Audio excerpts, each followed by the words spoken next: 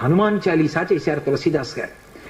కళ్ళు మూసుకుని హనుమని తెలుసుకుని హనుమాన్ చాలీసా చేస్తుంటే భటులు వచ్చి కొరడాలు పట్టుకుని కొట్టడానికి పైకెత్తుతున్నారు.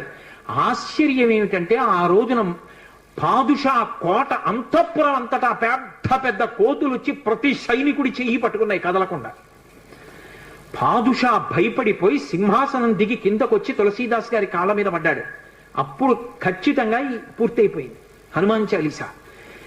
ఆ తులసీదాస్ గారి చదివినప్పుడు అన్ని కోతుల రూపంలో వచ్చి ఎదురుగుండా హనుమ నిలబడి కాపాడారు తులసీదాస్ గారిని. అందుకే అప్పటికీ ఇప్పటికీ ఎప్పటికీ కూడా హనుమాన్ చాలీసాకి అంత శక్తి. తులసీదాస్ గారు ఎప్పుడు మాట్లాడుతూ ఉండేవారు స్వామి హనుమతోటి. రామాయణ రచన చేసేటప్పుడు రామచరితమానస్ రాసేటప్పుడు ఏ ఏ ఘట్టం దగ్గరికి వచ్చేటప్పుడు ఆయా ఘట్టం దగ్గర మళ్ళీ హనుమకి చదివి వినిపిస్తూ ఉండేవారు. హనుమ అంతా చదివి సరేనంటుండేవారు. అబ్బో ఎన్ని